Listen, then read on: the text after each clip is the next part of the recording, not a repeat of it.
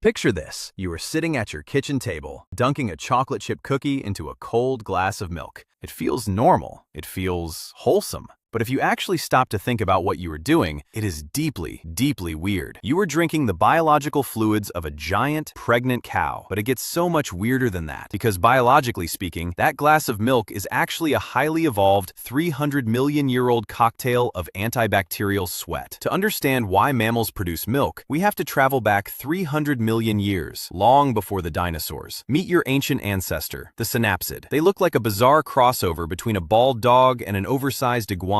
And like reptiles, they laid eggs. But there was a massive evolutionary flaw. Bird eggs have hard calcium shells to protect them. Synapsid eggs were soft and leathery. If you leave a soft, leathery egg sitting in the dirt, two things happen very quickly. It dries out, and soil bacteria eat it alive. Evolution needed a fix, fast. So, female synapsids developed a biological defense mechanism. They evolved specialized glands on their bellies that were basically hyper-advanced sweat glands. These glands secreted a watery, oily fluid designed to coat the eggs. But this fluid wasn't food. It was medicine. It was packed with an aggressive, bacteria-destroying enzyme called lysozyme. Its entire job was to act as an acidic antibacterial sweat to keep the leathery eggs moist and kill any fungi trying to infect the babies. And by the way, you still have this exact same chemical in your tears and saliva today. Here is where the timeline gets gross. When the tiny, naked babies finally hatched, they were vulnerable and thirsty. So they did what any surviving animal would do. They started licking the antibacterial sweat off their mother's stomach. Here is the harsh math of evolution. Mothers who produced a watery, useless sweat, their babies starved. But mothers whose sweat accidentally mutated to have a little more fat and a little more protein, their babies survived, grew stronger, and passed down that fat sweat DNA. Over millions of years, natural selection took this protective immune sweat and weaponized it into a high-fat,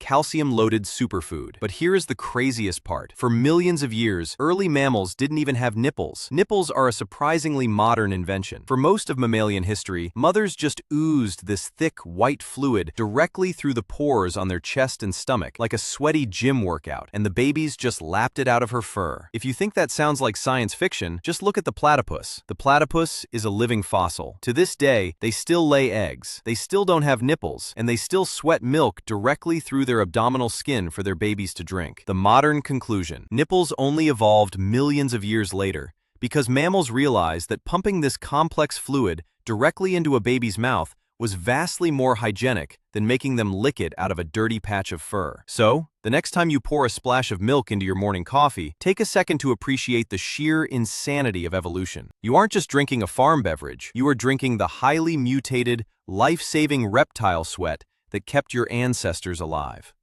Drink up.